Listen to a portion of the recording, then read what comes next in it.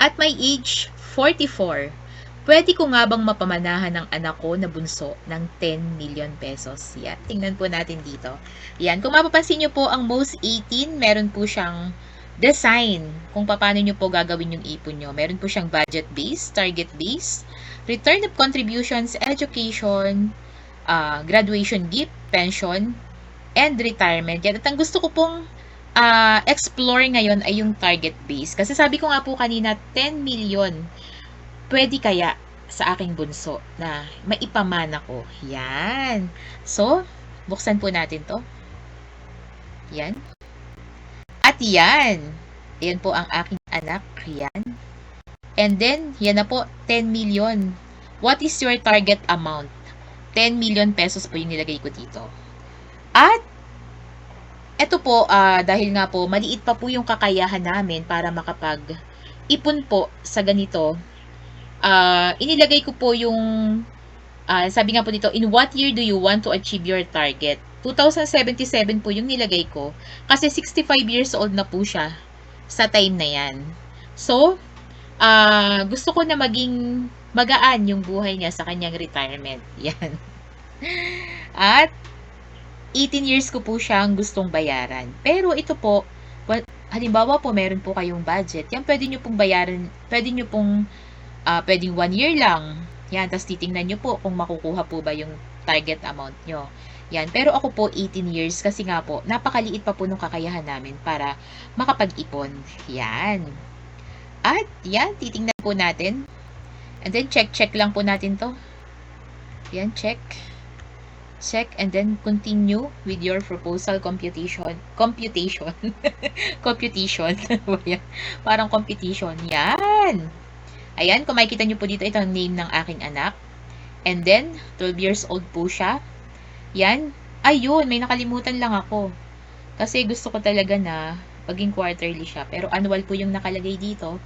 Ayan, kasi parang mas magaan po para sa akin kung ika-quarterly ko po siya. Yan. At ito po yung magiging annual contribution ko po. Yan, yung una, medyo malaki, 12,633. Parang medyo kayang-kaya na po pag-ipunan. Ano po? Yan. And then, yung second year, medyo mabababa na po, 10,581. And then, kung siya po ay aking ika-quarterly, so, pwede po akong maglagay lang ng nasa 2,600 quarterly. Yan. Ito naman pong nasa taas na to, ito po ay yun po yung premium niya para po sa 1 million coverage na insurance. Yan. Explore po natin siya. Yan. Yan. Kung mapapansin nyo po, ito po yung number of years. Yan. 18 years po yung kinuha ko po kanina, di po ba? Yan. After 18 years, ito na po yung projection ng pera po niya. Yan. 273,862. Yan, grabe. Ang layo-layo pa para dun sa 10 million na gusto ko. Yan. Siyempre, pag umabot po siya sa kanyang maturity, ipapasok ko po ulit siya sa most 18. Yan. Para makuha ko po yung target ko. Pero nakakatuwa po dito, di ba? Hindi na po ako nagbibigay ng contribution yearly. Kasi po, meron na nga pong 273,862. Yan na po yung magbabayad ng kanyang annual premium. Yan, pagka po siya ay 30 years old na, syempre, mataas-taas na po yung annual premium niya. Naging 7,188 na po. Yan ha, wala na po akong nilalabas na pera. Yan. And then, after 18 years ulit, yan, nakakatuwa, di po ba? 1,657,170,000 na po. Pero sabi ko nga po kanina, 10 million po yung gusto ko. So, ipapasok ko po ulit siya sa most 18. Yan.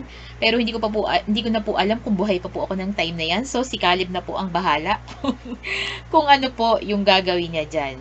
Yan. And then, kapag ipinasok po ulit ni Caleb sa most 18, yung kanya pong 1,657,170 pesos. Another 18 years po uli yun. Yan. 48 years old na po siya dito. 48 years old na. Yan. And then, wala po siyang ilalabas na pera. Hindi na po niya kailangan magbayad. Yan. At, kung makikita niyo po dito, 19,000 na po. Kasi 48 na nga po siya eh. So, 19,000. At syempre, malamang pagdating po ng time na yon ay hindi na lang po 19,000 yung annual premium para po sa kanyang insurance. Yan, di po ba? Yan, kung makikita nyo po, ibinabawas po dun sa 1,637,000, yun pong 19,000 na kanyang annual premium po ng kanyang insurance. Yan, at tingnan po natin kung ano mangyayari after 18 years ulit kapag ka po siya ay 65 years old na. Yan, exciting! Yan, di po ba? Mag-a-accumulate po ang pera ng 11,509,827. Nakuha ko po ba yung goal ko na mapamanahan po siya ng 10 million pesos? Sobra pa po, di po ba? Wala na po ako sa time na yan. Kinuha na ako ni Lord sa time na yan. Pero, mararamdaman ng anak ko yung pagmamahal ko sa kanya. Kasi, napamanahan ko siya ng ganito kalaking pera na pwede niyang magamit sa senior years. Diba? Nakakatuwa. Yeah. Nakakatuwa lang, diba?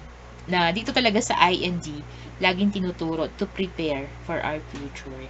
Pero syempre, kagaya ko na hindi ako nakapag-prepare nung kabataan ko. Pwede ako makapag-prepare para sa mga anak ko. Yan. At pwede rin ako makapag-prepare para sa aming mag-asawa. Yan. At yan po yung susunod na i-compute ko po sa inyo. Yung retirement. Magkano nga ba yung kailangan naming ipunin para pagdating namin ng 65 years old? Meron naman kami na money working for us. Yan. Thank you so much!